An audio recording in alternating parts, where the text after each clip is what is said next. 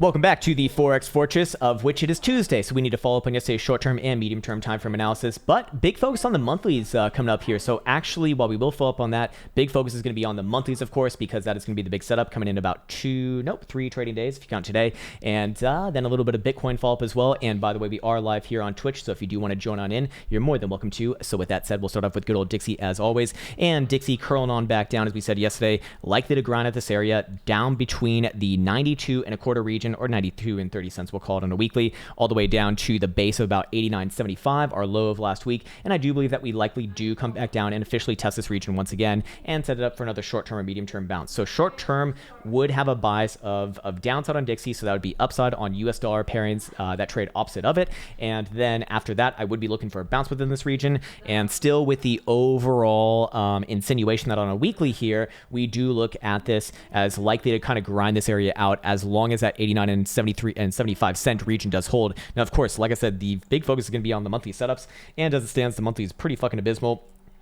Any sort of a monthly closure below the 200 exponential average is going to be absolutely devastating long term on the monthly here. So that is looking rather likely, as we are living almost a full dollar below it right now. Not fucking good for the US dollar holders out there. Anyways, let's start off down the list with Aussie dollar. We'll quickly do the short term and medium term, which 4 hour, looking for a little bit of upside right here. Probably short term back up to 76.25 region. Looking at a daily, I'd be looking for basically the same thing. Looks more or less fine here. I think yesterday I was looking for a short term downside move. We almost got it, not quite. I think I was saying 75.38, and we got down 75.57. It looks like, yeah, not necessarily close enough. But the big focus is going to be on the monthly, of which the monthly does look like it actually does want to kind of reverse here, breaking above the 55 exponential average on an open and close basis. Pretty fucking powerful there, to be fair. Anyways, moving on to CAD dollar. What do we see? We do see, let's go down to a 4 hour.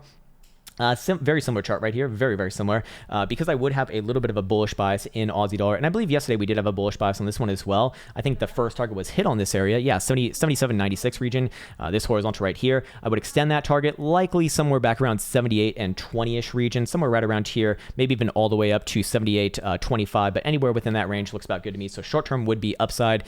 Daily is upside as well. I'd be looking for I'd be looking for 78 and a quarter actually on the daily. And on a monthly is difficult to decide on this one. I want to see how this one sets up first, because this one is still a long-term downtrend, and we are still working on monthly lower highs, to be fair. Swiss franc dollar, what do we see right here? Monthly, very good. Monthly would have a long-term target of 115, actually.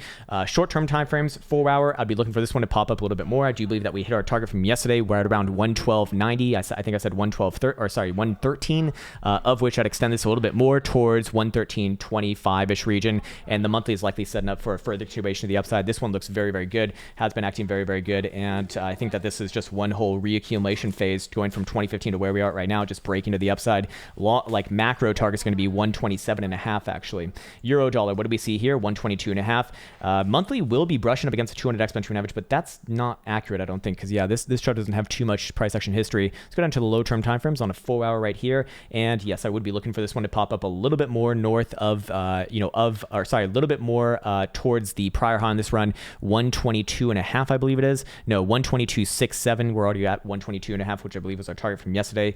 Going over here to a daily, I'd be bullish on this one as well. I mean, it's just an uptrend, man. And the monthly is I think the monthly actually is above the 200 exponential average already, but I'm looking at a Oanda chart here, so it doesn't have much history. Moving on to pound yen, what do we see? We do see, and thanks for subscribing, Mr. JT. I appreciate that, man. Oh my God, 5 months. That's amazing. What do we see on the lower term time frames for pound yen? I'd be looking for, I don't know. I'd be looking for downside here, actually. Daily is a bit under pressure. 4 hour is kind of flip-floppy, and monthly is one massive descending triangle on the lows. I still don't like this chart actually long term, so I'd still probably be macro bearish on it. Moving on to pound dollar, what do we see? This one obviously acting a lot better actually. It's funny, the US dollar in relationship to the yen is not looking good, especially even when charted against a shitty pound. 4 hour does have a little bit of downside here. I would be looking for a 4 hour move back down to about 134 in 35 region. Daily is looking like what? Looking like a little bit of downside here too. Probably back down towards 133.5. Monthly, however, is looking a lot better than what we see on pound yen, so I probably wouldn't call this one macro bearish. Technically speaking, it does have a higher low in place. Don't necessarily have higher highs just yet, though. Moving on to yen dollar. What do we see here? Brushing off the 200 exponential average on that last rally. This one kind of similar to Swiss franc dollar in that it is more long-term looking good, or has been one of the better actors. I believe I was bullish on this one yesterday, looking for a short-term move back up to 96.52 region, of which we didn't quite get that. So wrong on that one. But what do we look like on a daily? Daily's just an uptrend. Just follow the trend. Just follow the fucking trend, man. It looks more or less good, I think. Momentum oscillators all look good on the monthly here as well. I have to have a bullish bias long term. Short term doesn't look as obvious though, but I do look at this as likely reaccumulation here. What do we see on NASDAQ? Do we have new all-time highs? We have new all-time highs. Still sticking with my 1350-ish target, I think it was. What exactly was it?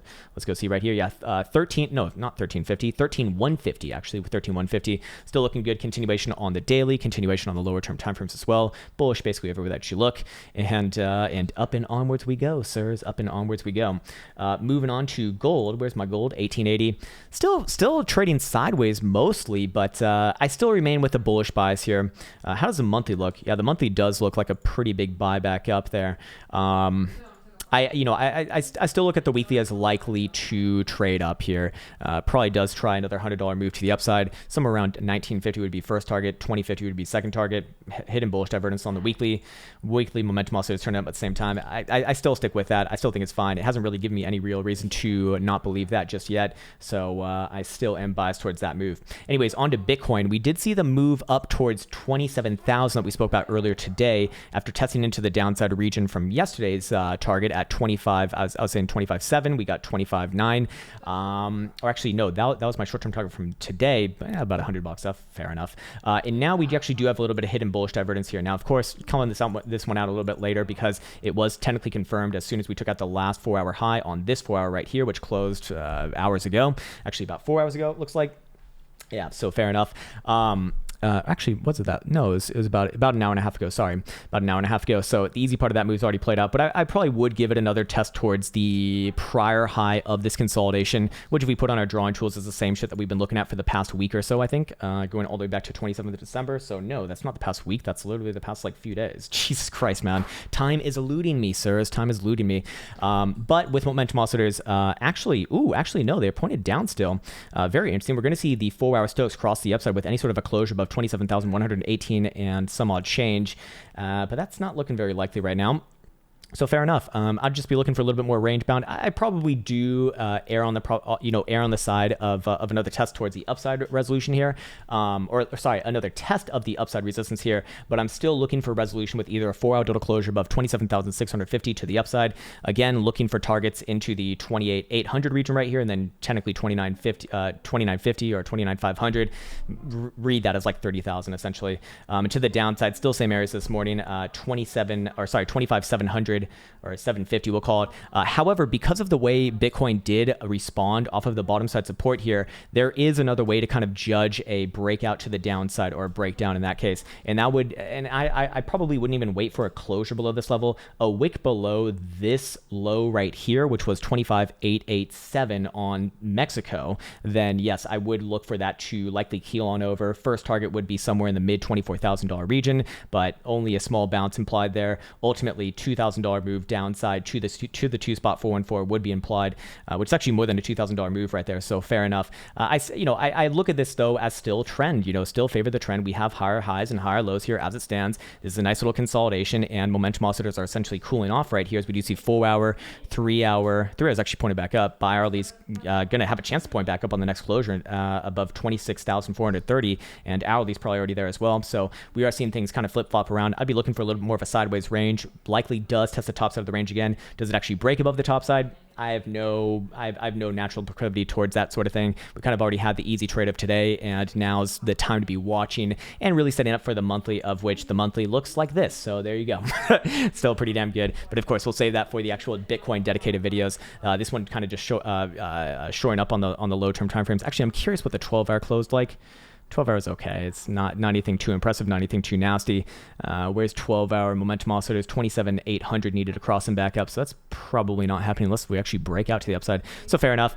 It's going to be a little more waiting for myself. I've had a nice little range trade today, and now just going to go back into my hole and play some video games. So with that said, we're on Twitch here right now. If you want to come on and join on in, talk about some demon killing, maybe even a little bit of Bitcoin analysis here and there too when the time does arise. But with that said, I would like to wish you the best and the happiest, and until next time.